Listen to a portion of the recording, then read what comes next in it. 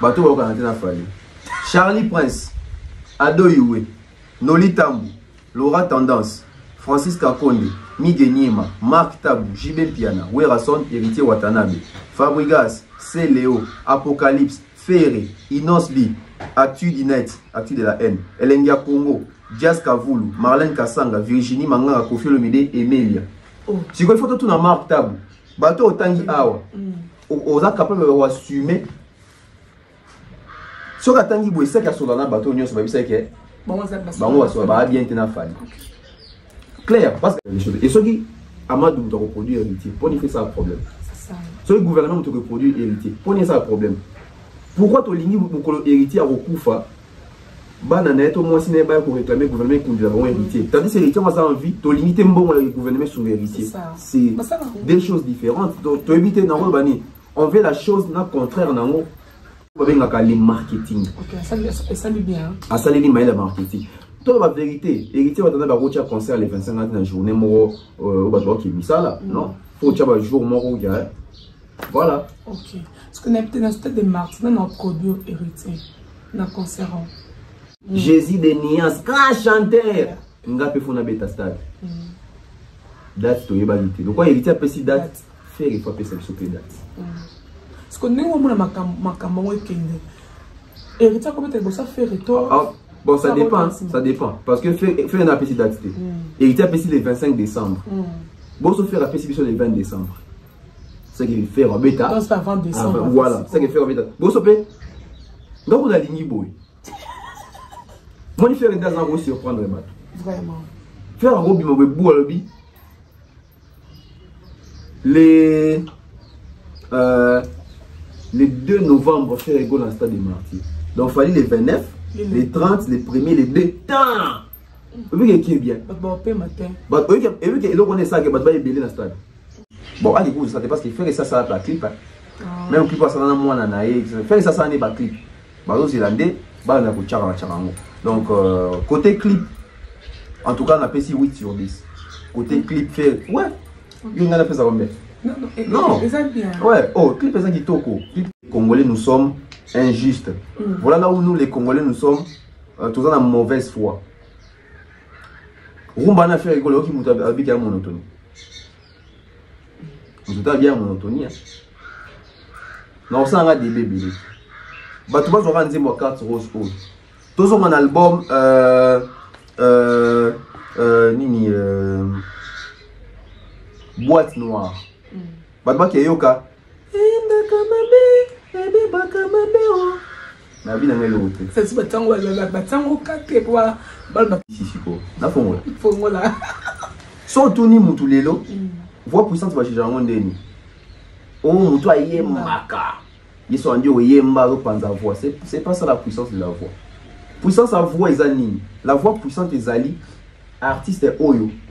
Ils ont enchaîné ba concert, to ba prestation. Na semaine to na mois.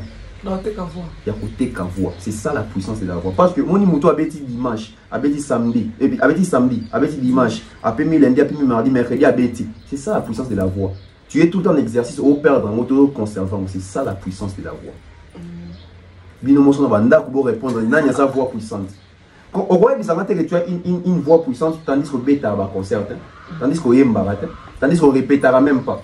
Au tu as un exercice, et sa puissance, mais une voix puissante, sa voix, ils ont potaté et en a cassure. Tandis que mon tonnet, ça t'est pas permis. Pour yemba mingi, aïe, contrôler la voix, on gérer voix. C'est ça une voix puissante. L'autre monde a bateau au monde qui a bêta va concert. Et puis la concert, c'était. Parce que ce photo fait ça, bah concert, ça t'as 3 chants qui tirent.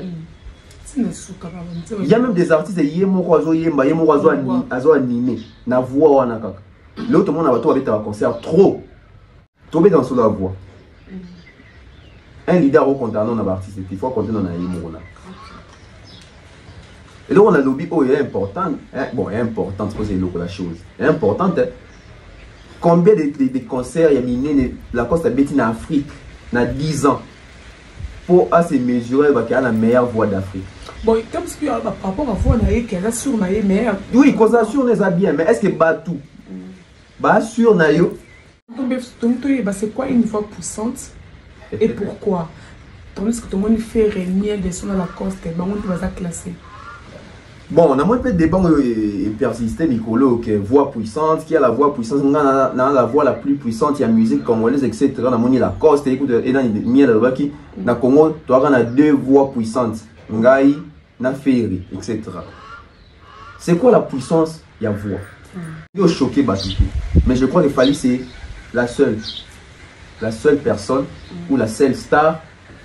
On a sali Yabou, sali sold out na États-Unis. À l'homoli défi, tu vas battre un record, il y a Yemoko. On va battre na sali Yabou. Parce que sali, tu vas sali Yabou, il y a un théâtre. On va faire ça en anglais. Il y a un théâtre. Il y a un sali polo, tu vas battre na Canada. Il sali Yabou. Congolais en tout cas, au Congolais, pena aussi pena qui n'a pas rumba. Na sali Yabou, sold out. Non, on a monité. Félicitations à Fally. Ça y est, Pierre. Bah, on va faire pour mettre la Fally ma beauté. Bah, on va mettre ma beauté. C'est Léo. Vous allez voir la vidéo, Pierre Fally, c'est Léo. Oh. Dobina Zeli, c'est le Benali, non, c'est la Washington. Maintenant, on comprend une chose. Aujourd'hui, les gens, ils vont vous dire que. Bisous dans l'ingana, bisous Fally, mais c'est un comportement. Vous avez vu ça au bon mais c'est la même personne, sauf Fally, c'est une piaka. À Tindelio. Mais vous avez vu c'est un Fally, sauf Fally, ça lui plein. Alors, Tindelio parti en tête, oh, il y a c'est un Fally, qui tape Fally, on va s'allier plein. On comprend que les gens aujourd'hui sont des bas jaloux, mité mamabé. Donc, ce qu'il fallait à Sali Faye, Mba Watimbi. Tant qu'il fallait réussir, il y a Kangi Miso qui est là. Liste la présence, oh, comme il y a bavard, t'es beau. On a dit 76. Jésus. Ok, Mami, il est là. Vous savez qu'on a un problème à Fally. Serge Kayembe. Vous savez qu'on a un problème à Fally. Joka. Kibambi Shintoa. Papi Mboma. Nati Lokole. Vieux Zacle. Popol Moupassoula. Marius Mounga. Vincent Chiluiz, Ken Piana, Thierry Mombaya, Hélène Kalema, Sylvie Bongo, Henriette Kanjinga, Ingrid Kabongo. Bon, il y a un moment qui était on a évité, on a monnaie à tirer Falité. Cynthia Kapache, Nana Bodouga, Demer Nyangi, Adassa, Tonton Bev, Nana Bola, Vadi Tambou, Alex Mboma, ils sont ici les gars. Fifi Siwa. Ika De Jong, Grace Temo, Gloria Olangi, Frank Stemay, on a votre presse. Okay. Claudie Siar, nous avons un international. On a pour dire ce que poste international. Juliette, oh, il y a un Fally Mingi pour la mine. Libanda, qui joue à Libanda. La liste, moi, on dit qu'elle va jouer à Congo. L'agence Kimia Shipping au Canada. L'agence Kimia Shipping au Canada, toujours prête et à votre service. La solution, c'est l'agence Kimia Shipping au Canada et adieu nos petits soucis.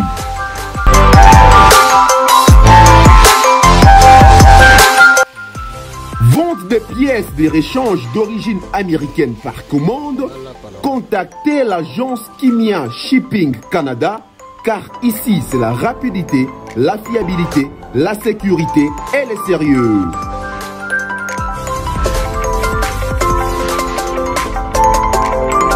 Fret aérien et maritime en toute sécurité.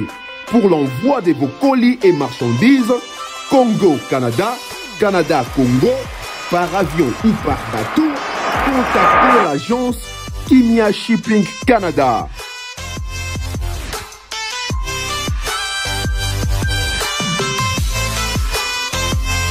Et pour contact, 00 15 14 531 84 01. L'agence Kimia Shipping Canada, Tokos.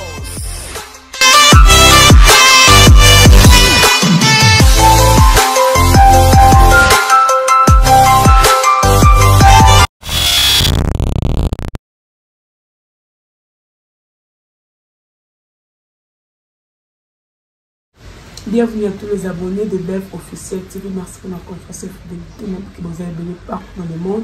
Vous avez l'émotion à l'union. Vous mettez un peu là avec votre ambassadeur. On a beau à la star 4K. Donc, likez, commentez, partagez. Ça va être vraiment bien. Tout le monde semaine à 6 ans. Bonne semaine à tous. Fanatiques, abonnés surtout. au balinga bouche ma bonne semaine na bino baza na bino on va te inviter nanga au boyer le ba bien quand on bf ni tout comme capé pour développer quand des là toujours bonjour. Bonjour Nana Boula 4K la star. Bonjour à tous nos abonnés, à toutes les personnes qui sont en train de nous suivre en ce net moment. Si vous n'êtes pas encore abonné, abonnez-vous là où c'est écrit s'abonner en rouge, donc activez la cloche de notification pour ne rien rater prochainement quand nous aurons à publier d'autres vidéos. Donc merci la confiance, la fidélité, la bino sort nombre d'abonnés au matin.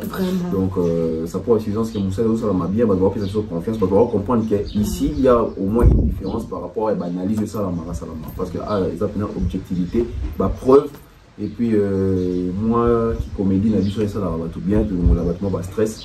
Donc voilà, nous sommes là, tonton Bev, cerveau penseur, Azawan. On a dit que le roi dans le début de la semaine, pas de question. Et ça répétait. Pas de question à ma casse. Ok, voilà. L'autre on a courant, donc inutile pour expliquer bien on a courant. On va comprendre. On a courant. Ok, tant que tu moment on a actualité la biso autour de la lélo. Enfin, invité Watanabe annoncé le stade de Marty pour le 25 décembre. Jour de Noël. Impressionnant par rapport à nous. Semaine est bandard. Bien, semaine tata ici que semaine est bandit. Semaine est bandit au moment dans les 25. Ouais, le 25 décembre il y a année Oyo hérité Watanabe au stade de Marty. Bah impression nanga ndetolobara toujours. Nous sommes là pour accompagner les artistes, culturels. Nous sommes là pour la promo. Parce que ceux qui ont production, ils ont matière, ils ont analyser. Il faut matière, contenu, ils ont pour analyser. Donc, héritier Watanabe, Goga, 6, toujours annoncé. Montona Tembe. Il a annoncé. Date parce que tant à l'obéi qui a stade dans le moment ils ont blague après sa date après si date il y a le 25 donc c'est 25 décembre 2022 héritier Watanabe va se produire au stade des Martyrs, donc nous serons là pour couvrir l'événement également. On invite les fanatiques qui nous sommes la bonne musique spiritas en tout cas Montona Tembe alors qu'il faut signer des filles à stade.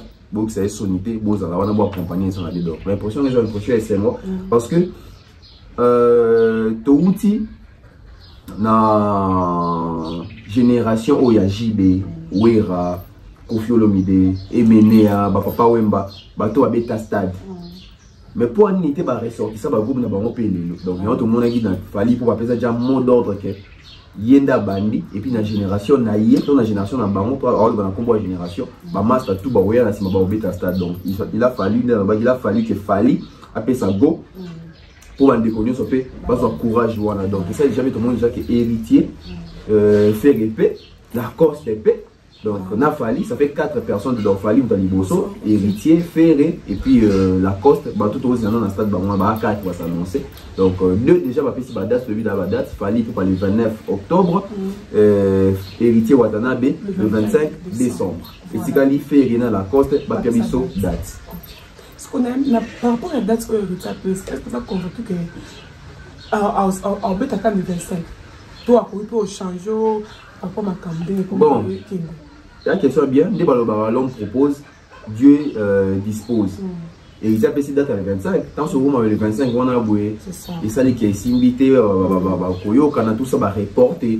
Tout comme le 25, et go bêta. Mais, dans la critique sur la date, il y a les 25. Pourquoi héritier Watanabe a produit les 25? Nayoki Dadi, bon, les cas pas natifs de Kolé, a fait si un beauté. Alors, héritier, alors ça là. 3e 25 historique. 25 à l'émotion historique, ils ont la naissance à Jésus, à Noël. Date historique, il y a mis balai, il y a les 25, ils ont l'anniversaire à Ouer, les 25, à Noël. Il y a mis ça, ils ont événement héritier dans le stade. C'est pas mal, c'est un communicateur, c'est comme ça. Il faut savoir trouver les mots justes pour vendre les produits, etc., faire la promotion. Mais, tu vois, on a sens déjà parce que c'est le baratou. Héritier Watanabe. À Messani ici, il y a un concert, il y a grand public, il y a un jour pour ne pas dire le jour férié, mais net le jour à fête. Voilà. Na Fiki Nezara, je crois, les 26, juste après Noël. Les 26, parce qu'il tombera, je crois, samedi ou dimanche, on a vu sous et dans mon stade, à Tchopena, jour, il y a fête. Parce que vous avez dit que le 25, c'est la fête, moi, il y a. Oui, fête en famille, etc. Voilà. Donc, héritier aussi, avec l'intelligence, il y a marketing, là, bateau, tu as peut-être une équipe de communication, bah, il peut aller pour une date, soit. Non, tout la vérité, mon robot. Héritier Watanabe na Kinshasa, mon tour auquel est la publicité. La Kinshasa, non, bien la Kinshasa, pour toi na Kinshasa. Ah, mon tour auquel la publicité. Mais seulement, il faut voir aussi par paramètres. Héritier Lelo, oh, Tozo Lingato, mais une échelle où on a payé artiste moi à renommée internationale. Dans le stade, il a fait la carte, na couche, il y a Bakinois ou il y a Congolais. Il faut tout le monde a émulation aussi. Moi, jadis, dans le stade, il y a Kofi, il y a JB, il y a Werrason. Babitua qui biso ke bato akota à stade ezaka bato ba na Congo. Ils arrivent pas seulement ba délégation yé. Même on peut pas stade il y a génération ba fali otoka yimo fada fali ba ke ba ivoirien ba gabonais. Est-ce que dans na concert héritier on peut aussi retrouver ba ivoirien, ba gabonais, ba chabien etc. ba tout va se déplacer. Mais annoncer ngoté. Quoi annoncer ni? Ndenge ba taper muso. Non, quoi annoncer ils ont un problème té. So ça na ba fanatique ba oya ba oser l'annonce na yoté parce que bah pour ça va vivre événement événement peut être ça déjà événement donc héritier Watanabe je crois que tu date les 25 parce que même qu'ils ont déjà jour mon ils ont ouvrable l'été bah tu bien on va parler et au ça que n'est qui parce que héritier Watanabe c'est Wenge héritier Watanabe c'est l'idéologie Wenge héritier Watanabe à sa dernier fils à Wenge va passer pouvoir. Pourquoi parce que le monde qui a dans le couloir va venir et dans le couloir va venir va être stade journée le 30 juin jour ils appellent ouvrable été s'il faut copier Wenge il faut pas le cas jour ils ont ouvrable été parce que déjà les 25 mois là battu dans la bande voilà qui moussa la penate il faut permettre bateau baquer le stade c'est stratégique aussi c'est ça on va bien le marketing ça lui bien à ça lui le marketing. Toute la vérité, héritier Watanabe a reçu un concert les 25 ans de la journée, au bateau qui est mis ça là, non? Il faut que tu aies un jour, voilà. Ok. Est-ce qu'on a peut-être un stade de mars, on a un produit héritier, un concert? Là, on a fier, on a parce que, on a évité ça pour un prophète, sauver les araignées. On a un grossiste à solo. On a ça l'analyse sur stade de martyr héritier. On a un coup d'appeler stade, on a un coup d'appeler date. Dans le bas, qui est les producteurs et héritiers? On a visé à 2 personnes. On a visé à Fachi. On a visé à gouvernement. Parce que Fachi n'a gouvernement pas monté. Herman Bako m'a monté, mais Baza Pena Moutamzani. Fachi a institution. Héritier, on a dépend certains de qui s'approchent à pouvoir. Héritier dépend certains de qui a soulera bien il y a pouvoir en place, etc. Et non seulement pouvoir en place, même opposants nous sous soulera bien héritier Watanabe. Donc les gens qui gèrent les pays, les gens qui maîtrisent la situation en Moka, la majorité n'a pas causera bien héritier, tout héritier causera bien dans une bonne relation. Combien de stades va qu'on sorte que Moutaroya quand autoproduction. L'habit est impossible, mais ils ont moins passé. Ça, des élos, ça déjà fikin. Moi, fikin, vous trouvez, c'est la autoproduction. Mais ça, des makamousou. Et c'est un financement, etc. Il y a un makamousou, Wenge, le gouvernement paie ça qui Wenge, bon, tout va pouiller, tout va produire ça qui Wenge, mais va checker Amadouka Liboso. Voilà des balouba. Tu veux éviter que ça bon. Si, et seulement si ils ont vrai que, ils ont gouvernement va checker Amadou Liboso. Alors, à combien plus forte raison, héritier a petit, il y a Bawenge, oh, le gouvernement dit, il va tcha Amadou poids produit Wenge, bon, héritier petit na Baou. Et en plus, tout le monde s'en a dit que héritier Watanabe, bah, héritier Watanabe qui est dans la Wenge, Bawenge na hôtel Béatrice, qui est dans stade, à la niveau de concert, vous avez une salle privée. Vous pensez que héritier dans le bon, Kagapo Baba vient.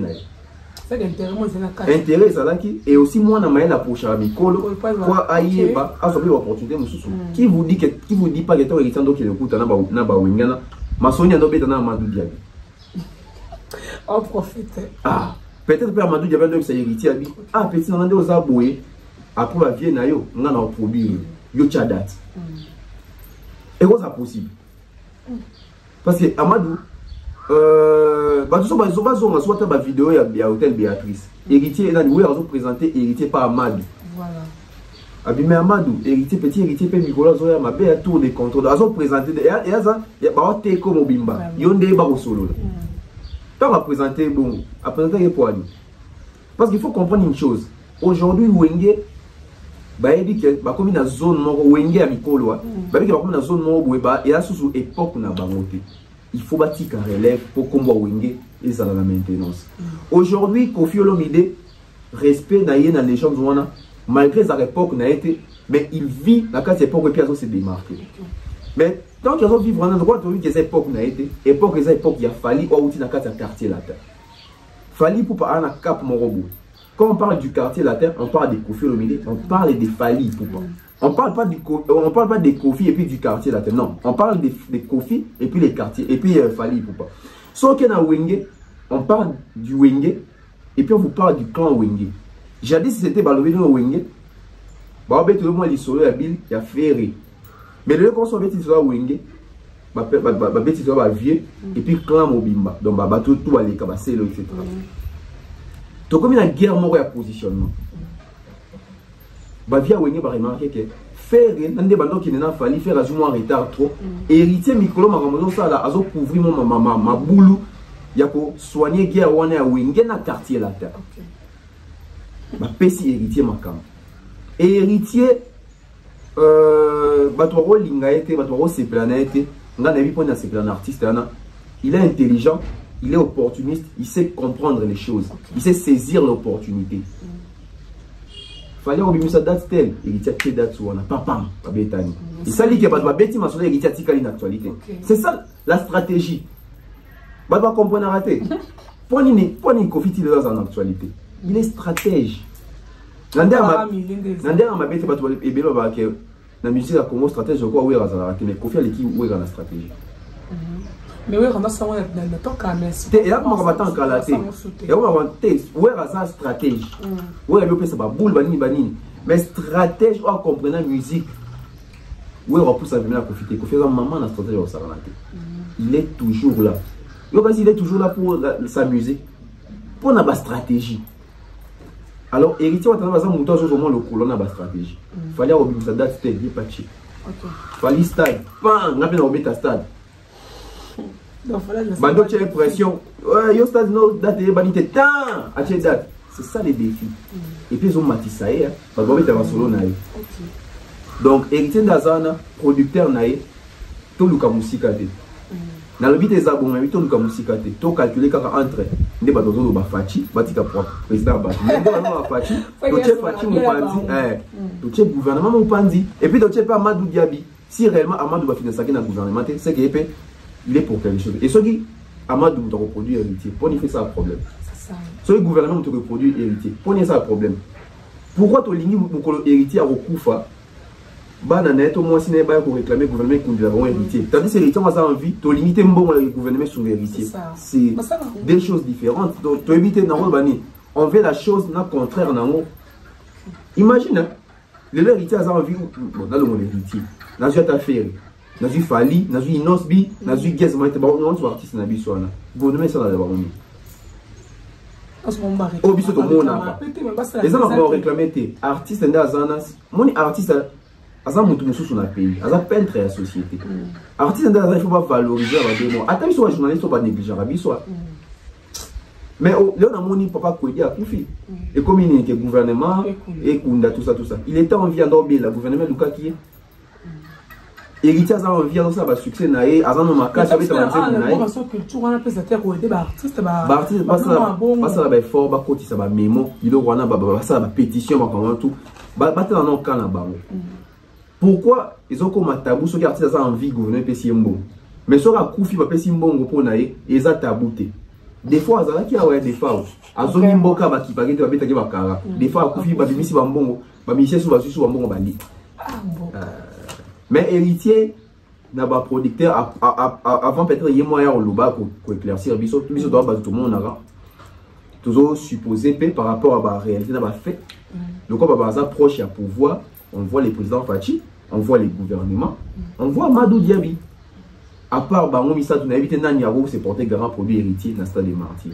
Tout le monde bon, tous les gens qui ont la conférence de presse, la question est retournée. D'accord. éclairci, c'est vraiment bien. Ce que tu as, avantage ni désavantage ni au héritage après cancer il a fallu. Donc là il faut bêta après avantage ni désavantage ni au héritage Une très belle question. Une très belle question. Avantage n'a pas désavantage ni héritier aux joies après cancer a fallu. Héritier a une bonne position pour s'avanter parce que héritier a retard l'année cancer a fallu au cas poison maillot.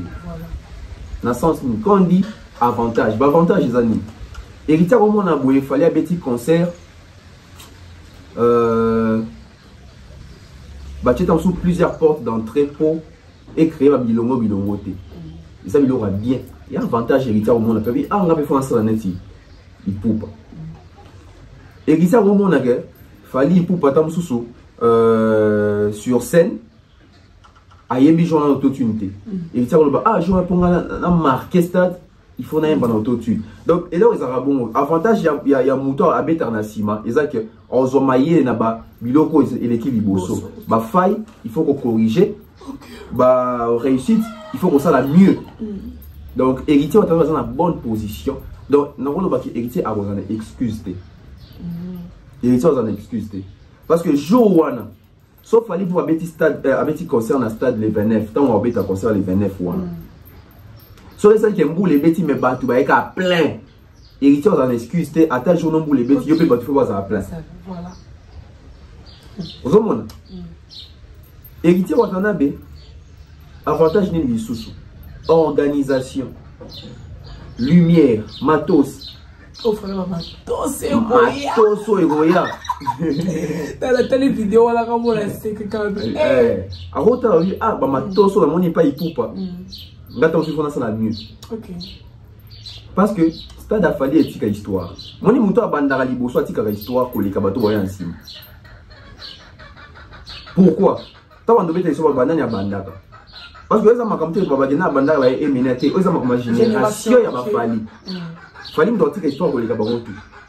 Attends on va ça la plaire koleka fali. Je te dis pourquoi? Parce que la histoire etika la ke nani na génération na bango beta stade liboso ezalaka.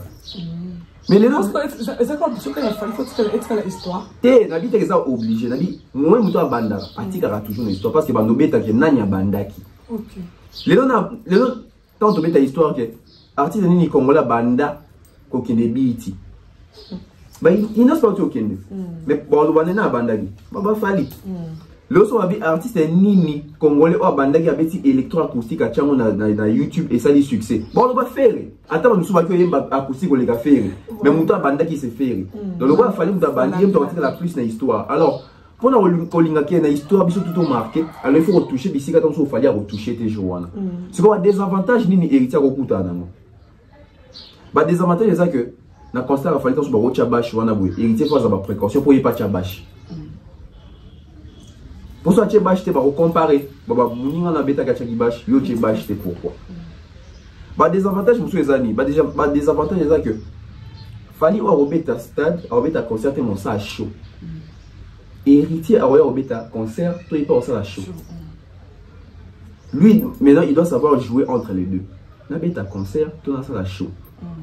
Et le quoi surtout toujours baboué chaud moi non ba chaud oyo na été chaud mais ça rendre ni tout ça tout le monde a chaud wana bande ko ba biko comment chaud ça rendre ni fallait il va pas faire un concert il va faire un show so on a si connaît ndenga na ebeli show parce que les qui na mais biso to va mourir à catch on a bien na catch to benga mo show si on a évité jour on a fallu à roya na ring on a ta bagarre je ne sais pas mais en tout cas et ça peut et ça communication a bien fallu à Sali parce que communication la curiosité par il y a un show les amis photo courte mon photo vivre tout bête ma solo c'est quoi un show c'est quoi un concert parce que quand on dit il y a des avantages voilà là le temps en salon moi tout ba nous le temps on dit fallu le moins bon on dit na mokili so to landika ke ah ba oloba au salé loroté déjà zoloba ma déjà au signé kaka et puis bien en ça que bateau azo kanisa ke fali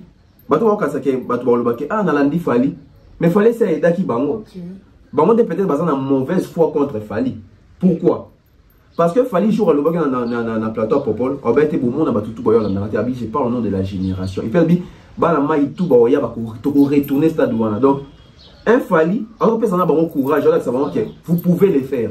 Alors pourquoi le trouver dans le langage tout baké balandi Fally alors que Fally mo ga ebeke ne na obe na beta boui na sunga bana mai biso tout au beta ngo.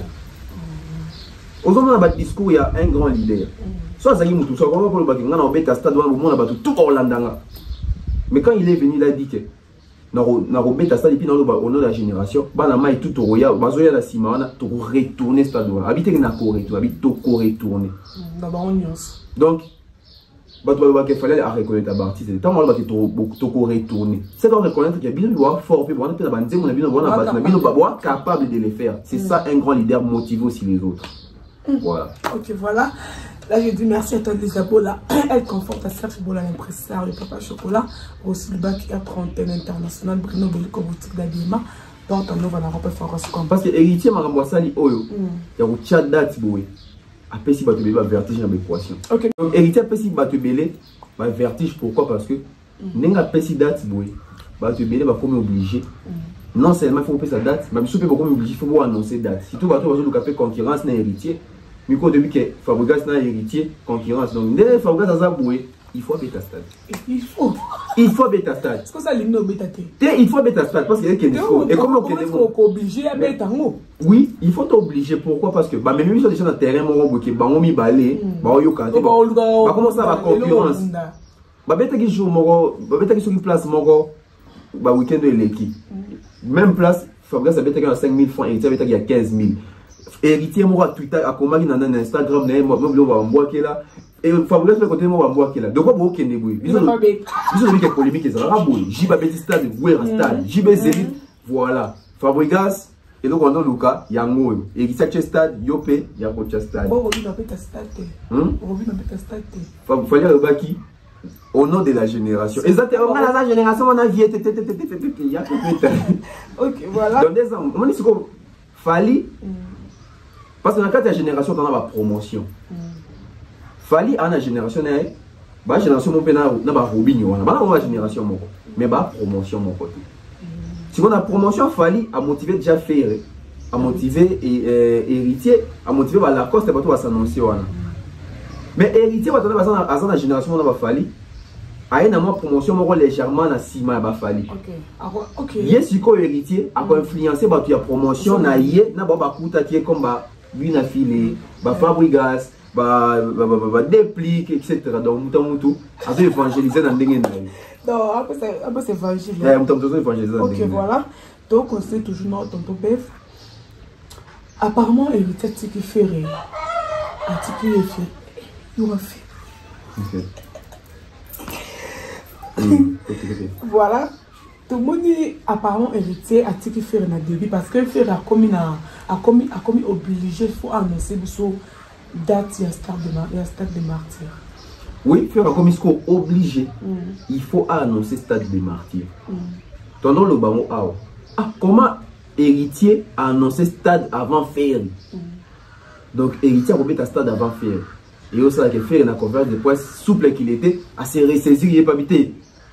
What qui avait ta stade nga Ferré Hervé Bataringue Jésus de Niance grand chanteur nga pe fona beta stade date to yebalité donc quoi héritier après si date Ferré faut passer sur date ce qu'on est au moins makambo ekende héritier comment tu ça Ferré toi bon ça dépend parce que Ferré n'a pas si date héritier après le 25 décembre bon so Ferré après si le 20 décembre. C'est qu'il fait en bêta. Donc, c'est avant décembre. Voilà, c'est qu'il fait en bêta. Bon, ça peut. Donc, on a ligné boy. Moi, je fais un daz en gros surprendre les bateaux. Vraiment. Faire un gros bimbo, bout à l'obbi. Les 2 novembre, faire rigole dans le stade des martyrs. Donc, il fallait les 29, les 30, les 1er, les 2. Tant! Et puis, qui est bien. Et puis, il on est ça, il va y belé dans le stade. Sauf faire Alexis là, ça tend et on les bis à battre. Fallait soit petit à stade les 29 et que faire être sous les premiers malamango. Et on ça que battre belé ou ta pote pour Afrique, bah pour na ma faire, il a fallu. Bah ko taper ou ya faire pour bazan on a kim. Tout se joue dans la stratégie. Maintenant dans le bibo ils ont que bah que les coco ton artiste dans mutu parce que tout se prépare. Il y a comme que tonton ben vieux un artiste nerf, t'as la salibouille, la bouille. Mais dans la stratégie, il fallait habiter les 29, les 2 novembre, bam! Faire il fallait retourner qui faire un pico la stade. C'est le temps ça, il tombe là. Héritier tombe dans la stade. Voilà. À faire, il y a 5 bons chanteurs dans le Congo.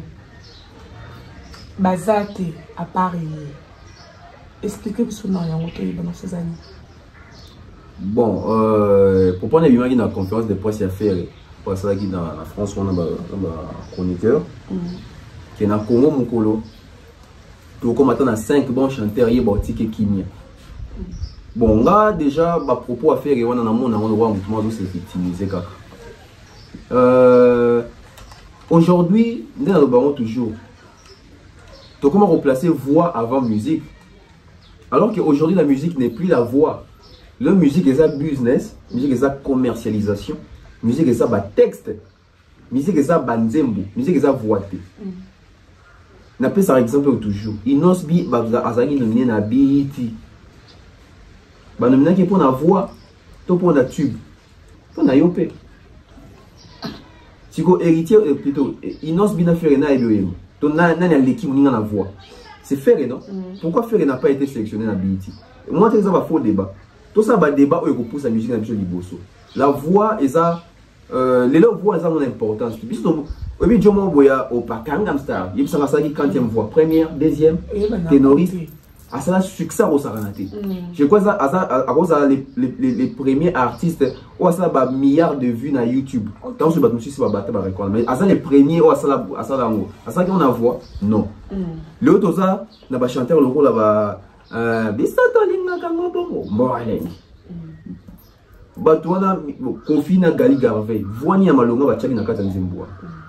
Aujourd'hui, nous avons pas tactique de jeu. Commercialiser nous et ça la buzz, et ça la succès. Aux voilà. Quand on nous parle de 5 bons chanteurs, vous pensez peut-être de faire le bail bon et ça a solo qui a 5 bons chanteurs Bazali. Non, Bazali.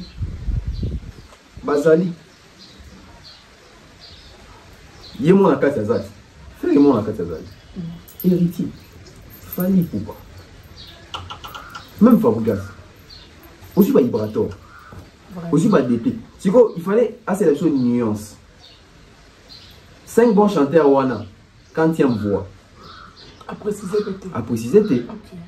Parce que aujourd'hui au Congo, les gens pensent que sont bon grand chanteur, on est pour Moutaza première voix. Alors surtout que dans la logique, c'est faux.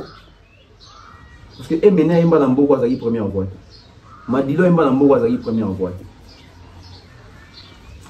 Bah deuxième deuxième clair. Si tout Madilo, bah deuxième clair.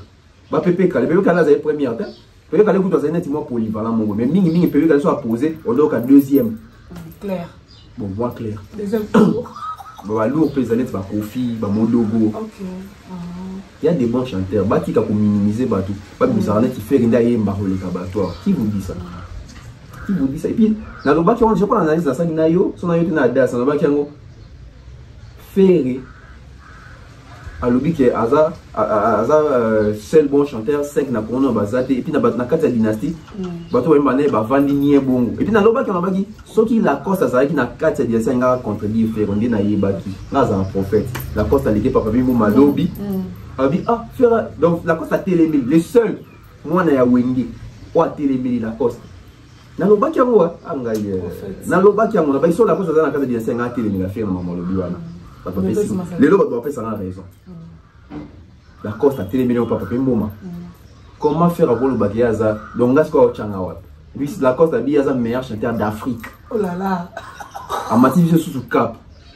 Aujourd'hui en Afrique, la coste a plein de fan. Bandé moi la coste banani batala ba vieux zandengini.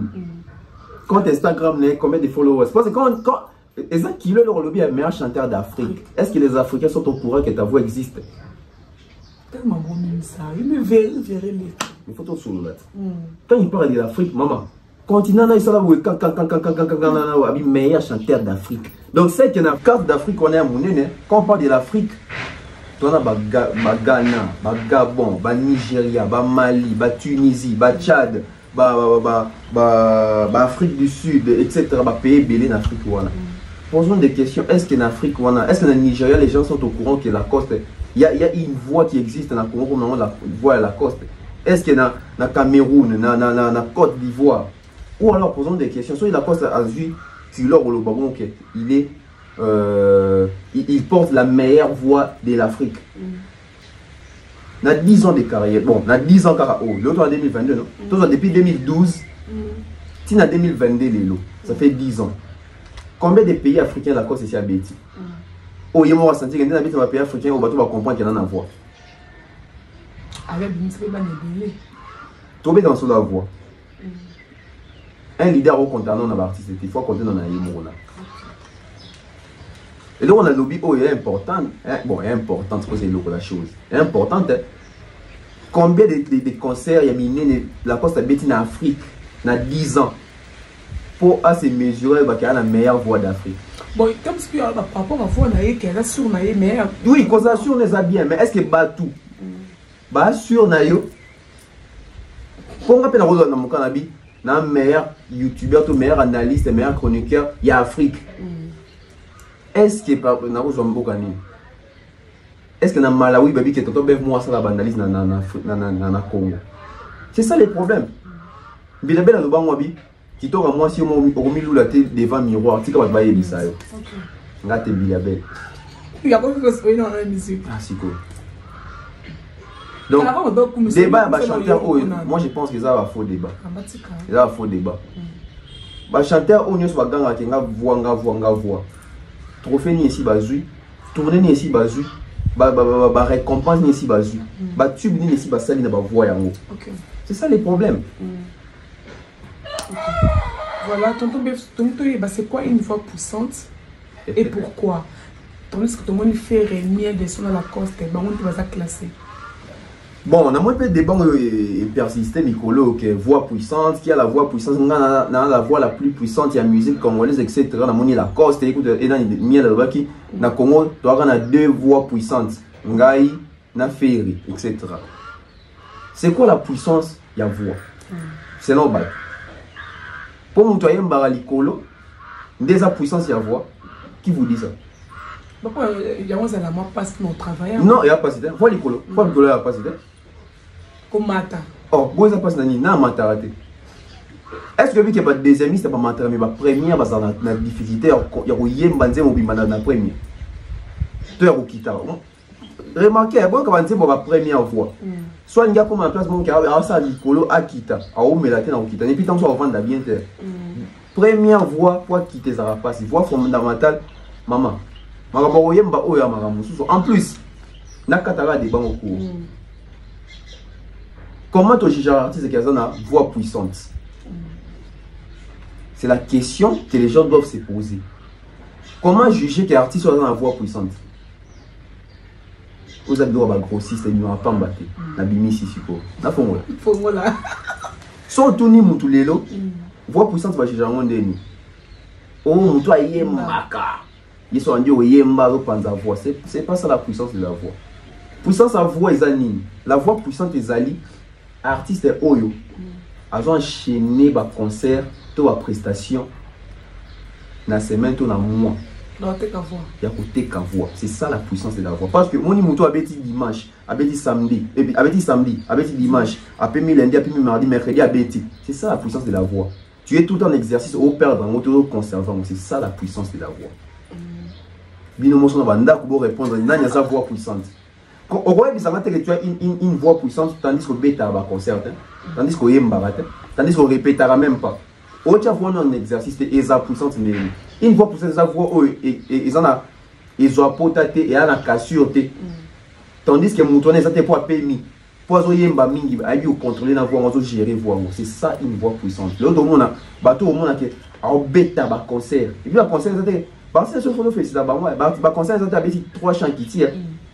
Il y a même des artistes qui sont animés, na voix wana kaka. L'autre monde a avec un concert trop. Il a une voix puissante. Héritier Watanabe a pas pour la conseil. Il est chaque week-end à Beta. Il a une voix puissante. J'ai bien bien à ma table à conseiller chaque week-end à Kin. A une voix puissante. A un exercice et zokaté. A Beta. A travailler à moi. C'est ça la voix puissante. Voix puissante les athées au vent il n'a pas allé si mon Beta concerté. Oh ça va trouver une voix puissante. Désolé. À exercer. Oh. Et là, je avant de ma mère analyse, mais on tourné 3 mois. Après, on a tourné, on a limé 6 mois. On a dit, on a été au meilleur thé. On a un exercice. C'est assurance qu'elle a bongo. Voix puissante des motos, tout le temps en exercice. C'est la puissance vocale. Voix l'embatté. Il est toujours là. Il fait l'animation, il chante. Il danse même en même temps. Alors ça s'ouvre interview. C'est ça la voix puissante. Voilà. C'est un beau penseur. Voix puissante des autres voix puissante des autres. Palolaka. Au moins fatigue peut cause d'alati. Kasi il y a un puissance à voix. Parce que fatigue les autres mais c'est que ça dépend sur les autres travail. Ok. Faire école dans le stade de martyr. Voilà. Est-ce que Gaulois, il y a Afrique, il y a Europe, il y a un concert.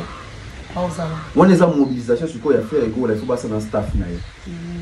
Parce qu'aujourd'hui, si tu as jugé, faire école par rapport à des données dans les réseaux sociaux, tu as des fanatiques, tu as un pourcentage de faible. Si tu es en dehors, il y a Congo. Moi, je pense que dans le bas de l'émission, partir sur comme la politique, on a fan buzz, on a fan base. Ferré, c'est un grand artiste, c'est un bon chanteur. Mais est-ce que Ferré Go, là, après, on a fanatique, on va se déplacer, pour concerner un stade. Tout ça, ça se prépare. Tout ça, ça se prépare. Et Gaulois à Ferré Go, là. Les autres, qui ont un slogan, on va traiter de fanatique, on va commenter dans YouTube, on va fanatique, on va virtuel. Warrior, tout comme Gaulois. Donc, dans le stade, il y a ma phrase, il y a un stade comme il y a un Warrior, il fallait que les journalistes, les chroniqueurs, les détracteurs, que tout ça virtualité autour de ce stade. Tout comme côté affaire, il va prouver dans nos faits, il va prouver les journalistes, il va prouver les détracteurs à faire. Il faut que tout ça virtualité, mais tout y est stade. Parce que ce qui est un peu compliqué, c'est que Ferrego là, à Nzembu, des clips liberté, na carte rose et bimi, attends mon côté c'est 1 million de vues. À l'ambition. À l'ambition, attends mon côté c'est 1 million de vues. Carte rose, j'ai cru qu'il y a 200 000 vues dans 3 jours. Posons-nous des questions. Soit déjà, dans les réseaux sociaux, ils ont un faible moyen pour les bateaux. Ça adhérer. Est-ce qu'il y a un stade va répondre pressant? Mais, dès que va toujours, culturel, c'est une bonne chose. Mais surtout, encourager faire à Beta Stade. Donc, faire et tout, c'est la date à Beta Stade. Et ça, la fait bien. Et quand ça fait sous parle. Donc, et ça, la bien que dans nos contextes, dans la génération, JB, il y avait des JB, des Wera. Mais la génération, il y a faire, tu comptes que faire, héritier, etc. La coste, et ça, la bien. Donc, nous, on encourage. Nous, on encourage en tout cas. Et comme motivé par Ninga Moussoupe, Beta Stade. Et puis, on l'accent au niveau, oh.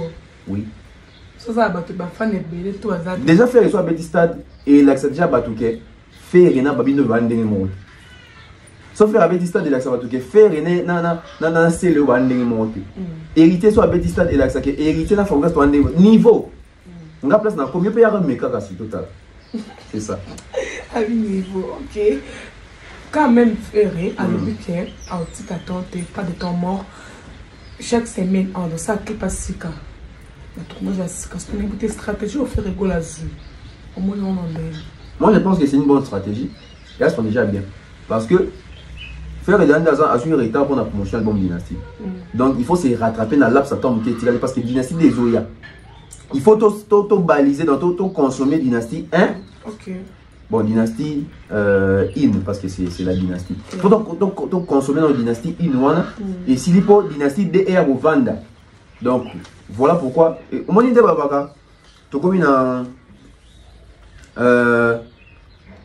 rupture à stock. Donc, stock est 6 litres. Mais ce qu'on a qu'à faire pour la dynastie, tu as comme une na kati ya stock ba produit on nango ezo qui est na date d'expiration photo qui tombe à prix tout est comme mbangu photo somba solde photo somba marchandise à sika tout tient dans marché. C'est ça qui se passe. Bah tu vas comprendre dans votre conseil non c'est qu'à faire alors que c'est le marketing. Donc et ça non wow marketing en ça. Il y a ça en fait parce que dans ça na ba na studio pour la dynastie des fois bim. Dynastie des wana et au senga que écoute à terrain za pepele pour vendre tout comme dit moi tout. Et senga que bon ça na promotion à côté, na promotion à côté. D'autant plus qu'il a déjà retard pour l'album na liboso à dynastie 1 au toro le baquet sur les marchés disques ça flop. Donc faire école ne doit pas rester stationné on a parce que bateau va senga ka beta style wana et ça va fanatique na. Alors va fanatique on va aider na consommation té. D'où il faut évacuer stock au eza périmètre les qui est en expiration pour nous rejoindre sika au babini dynastie de au sika ba sele ba na kati ba JDT ba babindo be aya na terrain pour ça équilibre. D'accord. Bon, d'ailleurs le but que chaque semaine la clip parce que ba dire est-ce que ba fanatique nous peut être quand ba dire problème ce qu'on a fait réellement wana parce que dans le but que torotique attente ngeza la bien sur rotique attente on sentit que clip à liboso 6 millions. Clip a mis balé 10 millions, clip a mis ça tout 20 ma fille ils ont compté na 4. Ma fille ils ont compté pour yo no tia ba clip est à la matin. Il faut être à la matin. Et surtout que on baquet tu vas récupérer les affaires, ils nous ont contrôlé Rumba. Il faut te sentir même en termes de Rumba ils ont la visibilité ma kasi. Il faut faire partie de la kati wana. Malobana yo to rechicher au kana malobana yo. Donc voilà. Moi je pense qu'à adopter stratégie moins bien mais est-ce que va fantique à faire ça prêt il y a autant la clip nous sur faire ça parce que dans ça la clip on a la conférence sur ça qui a dit bon on va dépenser nous avons dit c'est là en hôtel je dépense beaucoup pourquoi faire école là dans le discours quand on doit devenir à chaque moment 4 c'est le même frère qui disait à l'époque l'émission première soin que ngate na tinda qui est mbanzi ma français plus mbongo na a foot après ça va featuring ngana pour faire mbongo nanga na somba ba karona tonganda aujourd'hui c'est le même frère école là on a kati ya marché au ba fan ba industrie qui na erreur qui est kota azoli la mbongo donc faisonga il faut zonga soit le bibon ça la monique nan va revenir bien zonga ndenge temps sous ba se fixe ça quitter donc voilà pourquoi il faut qu'on inonde quand marché na ba clip pango to évacuer album à liboso pour to tia anibale voilà OK voilà tout le monde peut abîmer ces cartes roses tout le monde clip à carte rose au moins on comment et puis nzembo mais comment au fond il y a du son déjà une carte rose une très belle chanson Rumba très belle chanson déjà on a eu comment le loter on a eu album à faire des bébés bimaka donc carte rose et à bandim sur dans carte marathon à la bandim moi kitoko kuna problème est avec stratégie des athlètes donc une très belle chanson clip kitoko faire un clip en tout cas à part clip il y a liberté à décevoir je crois que c'est la première fois faire à décevoir un clip à liberté mais clip où il y a carte rose super salon kitoko casting à bien lumière on va utiliser étalonnage kitoko à la type bien donc clip kitoko en tout cas nzembo kitoko clip kitoko donc carte rose et ça on a sur les marchés et ça on a na YouTube etc batouba qui dépend de les gaulois boutique à distraction bon qui est la clip et ça bien donc il y a 3 jours faire un même pas 300 000 et ça bien allez regarder bon on peut essayer courage dans le but boutique à tenter à que ça bat clip mon sous bon allez vous ça parce qu'il fait que ça la clip même clip ça na moi na faire ça n'est pas clip bazo zélandais ba na ko tchara donc côté clip en tout cas on a passé 8 sur 10 côté clip fait ouais il y en a fait ça combien non ouais oh clip ça kitoko en tout cas la clip fait rigolo je donne 8 sur 10 pour la chanson la clip il y a carte rose mais ce qu'on a dit voilà là où nous les Congolais nous sommes injustes voilà là où nous les Congolais nous sommes tous en mauvaise foi Rumba na fait rigolo qui m'a habité à monotonie tout a bien monotonie non ça a des bébés tu vas voir un carte rose rose tous ont un album nini boîte noire batba ke yoka na bi na ngelo te ça se batango kate kwa balba ke faire pour la salle monotonie na moi ke biso na communauté to ko kanga na monotonie on a fait si bien indice à faire tout à fait sur kanga na monotonie kuna ba ke yoka monotonie to monotonité ba ke yoka pena nzembu wana et il n'a pas de comparer on a carte rose, bah au instrumental, bah au séquence, bah qui est yoka. Ok. Bah qui est yoka. Est-ce qu'on est peut-être un peu bien? Tout le monde me fait la liste. Miss liste au Sambus Mark Tab. On est habité. Kanaki, oh, tonde, voilà, vie. Non, on a Kanaki, via Bibisa liste, vous savez la musique à la liste. Via Bibisa liste, via dans Mark Tab, Bibisa liste, on a la musique à la liste. En fait, nous devons comprendre que tout ça la presse, mais presse, on commence à la mon animosité, mon robot. En plus, tu as la communauté, on va tolérer, vous avez côté, mais la limite, côté, ça la réplique. Ok. Ça c'est fait où? Tu vas dire que Marc, tu as vu sur liste, il y a bateau, en bon terme, il a fallu 22 personnes. Si quoi? Pardon, attends, ça a comme la liste, bon, ça tombe bien. Et ça lui bien admis liste. Ça lui bien pour battre, il fallait, n'a pas de bébé. Et on appelle ça liste à bateau, bah bien fallu. Parce que dans la liste à Marc Tabou, dans la liste à mon temps. Problème. On permettre. Quand les locaux commencent à la voter. Vous les bangatez.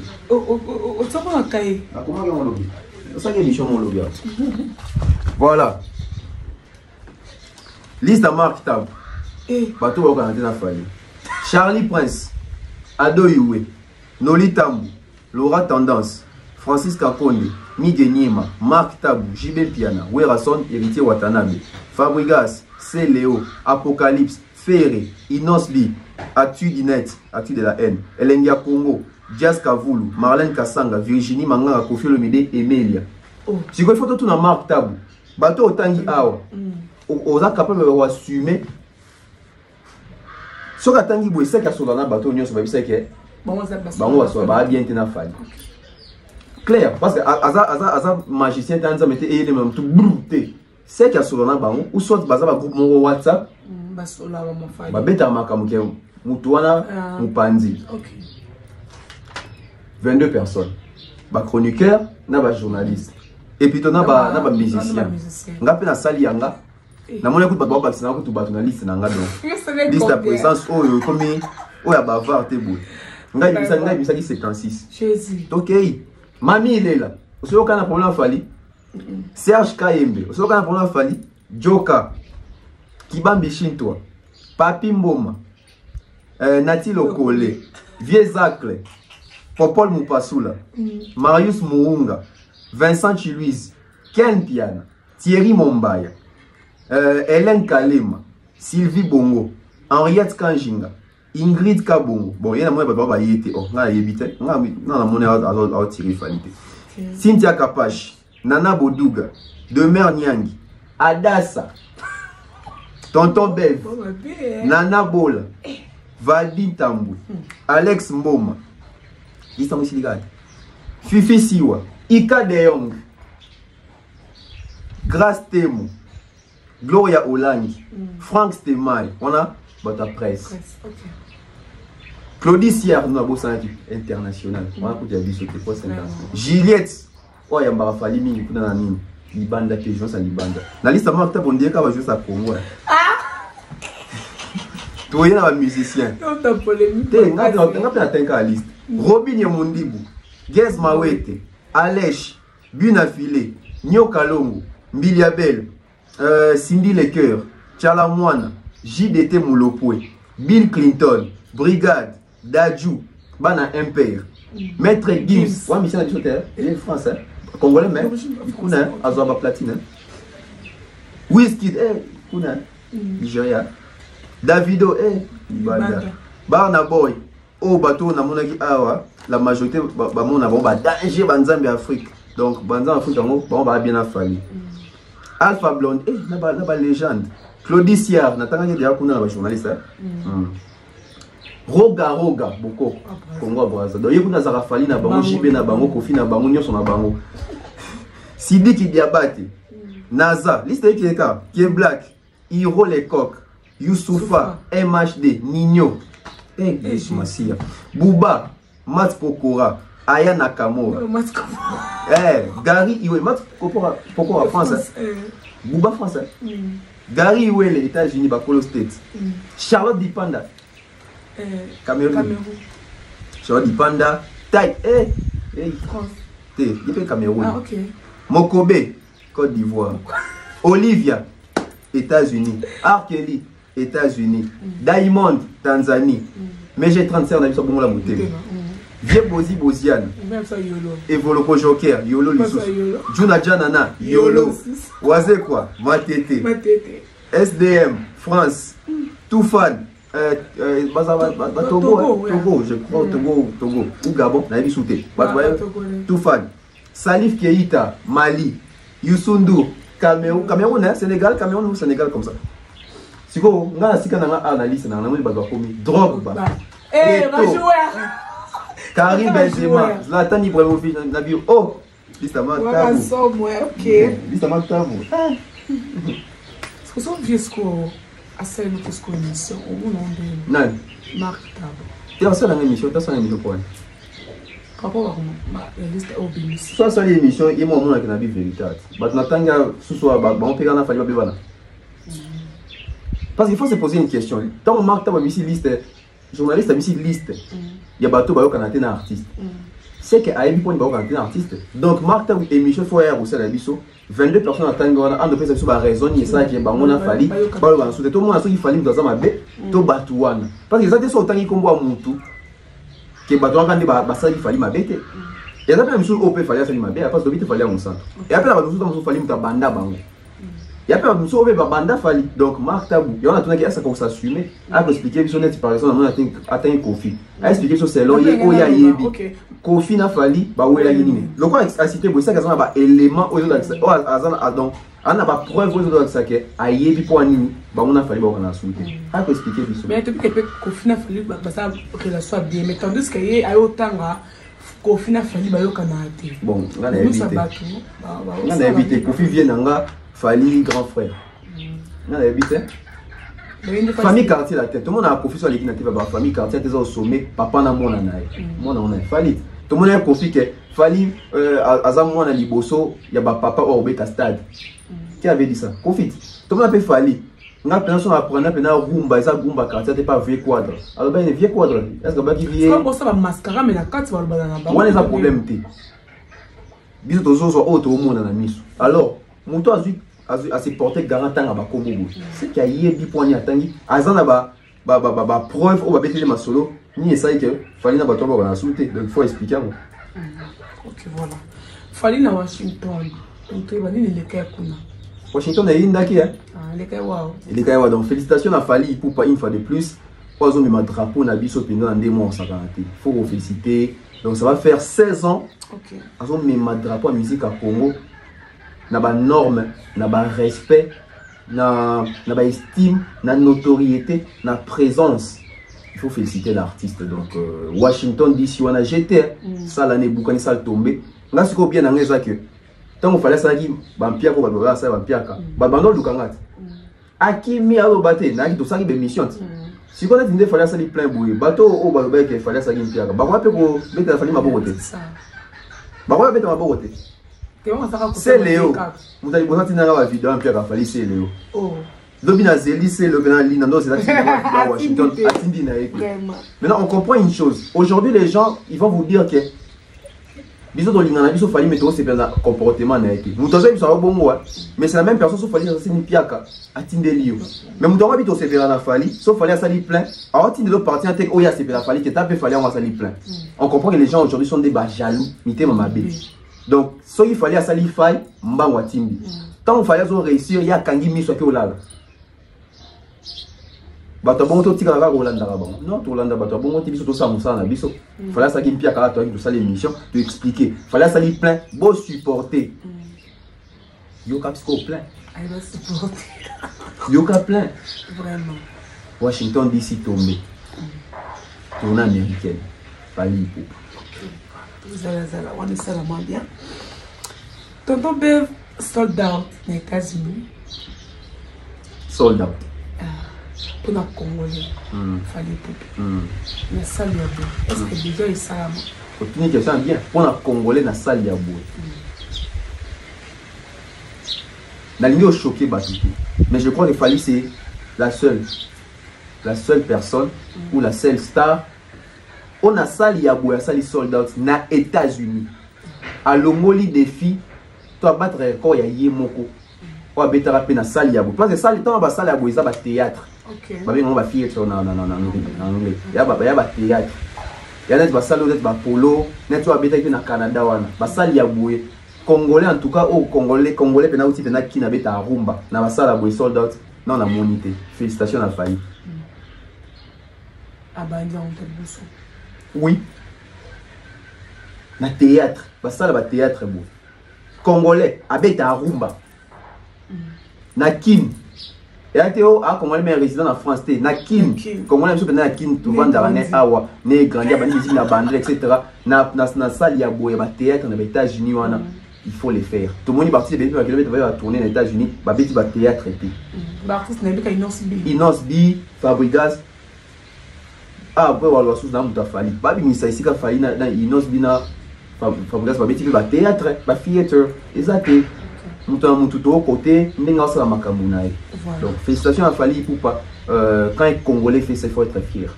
Si le Congolais contre vous, c'est qu'il faut aller bien. Donc, ça, nous avons un bon quand on a dit. Voilà, nous sommes presque à la fin de notre émission. Bref, qu'est-ce que c'est Souka? Ah, moi, tout le monde a trouvé c'était parce que temps, hein. Donc, déjà, tout le monde qui est attitude de Fally pour passer sur scène devant ma fille. Bino. Non, sur scène, il faut qu'on respecte ma fan. Ok. Ma fan peut respecter l'artiste. Voilà. Là, c'est pas une attitude à Fally. Hein. Parce que fan, soit masqué au Benganete. Mais, si vous voyez ce qu'il est là, Fally dans un projecteur. Avec des dans financièrement matin mon qu'il est à la Fally mon qu'il est à fité bon peut-être pas pervers des d'autres filles mais mon qu'il est dans un œil critique ba œil regardant sur ba à la Fally réactionner aux amis sur scène donc il moulait mais bidon vraiment comparaison vous imaginez ce Zaki taille nan défi na la takiwan non Fally en maîtrise voilà avec la maîtrise hein en maîtrise pour donc on peut le faut ngamo pétant surtout na bien ça la maîtrise mais tant sur ce zenga on va aller. Hein? On est ça dit. Nathan. Dis au liaki.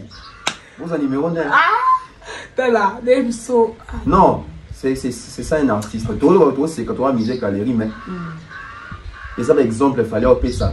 Même artiste congolais, ils ont aimé, ils ont abalé qui, ils ont battu dans la génération encore. Après on go ba leçon. Ah paniquer, ça fait paniquer ah professionnel, ça fait 16 ans ça la rélo quoi. Doyer bien. Pour faire il y a un tinga ata binga na plateau nini ata batinga devant sur nani. Non ça analyse parce que il y a mon ça il y a expérience, non expérience nango. Na fou sa caméra té, na fou sa unité donc c'est comme ça. Fally ça fait 16 ans. Donc moi je pense que maîtrise wana était à ka artiste était na biso bateau total à bango pe. Faut en maîtrise. Oui parce que moi des fois ça sur scène wana même ses enfants regardent papa. Comment est-ce que papa va agir? Même maman papou chouchou ça réaction des amis et fallait être conscient parce que tant que mon qui était Fally quand ça va que ma fan la famille d'abord la famille d'abord on a ba yaya on a ba leki on a ba cousin on a ba tante on a bana oui qui est na koli auta papa na bango qui est pe auta papa na bango Marco si auta papa na bango Jadan Malka encore boîte ba mabanga kuna baso tala papa na bango ba master ya bana na bango bana ba chic etc. Parce que Marco si ndazana na ici katanga ba classe mo bike a moi na star moi na Fally même les amis regardent ouais donc félicitations à un artiste un maîtrise dans tout le monde ba leader et ba vidéo les allez circuler belé micro na monde bazo boka ba na Instagram fan matin na podium artiste va kangi fan ba so matin va danser dans les Congo etc. faut dans la maîtrise donc Fally alors que ça venait exemple moi il y a bien donc voilà ok merci il faut respecter surtout la femme faut respecter la femme parce que quand on a CP la route ba leader ça ko kangi mo sia ba bon ma sape mi ba pe ko kanga ba bino ba oh la raison de nalo ba mobuta ba sukola ka ba mama nga mo ba ina chocolate ok maman Donc voilà, donc ça l'est bien. Dans ma vidéo, moi, il y a fait un pourquoi on pense à un journaliste? Ah, oui, ma bis fait une vidéo sur comment on peut faire. C'est quoi, il y a mal à faire en tant qu'équipe. C'est grave, hein? Tu vois? Tu vois?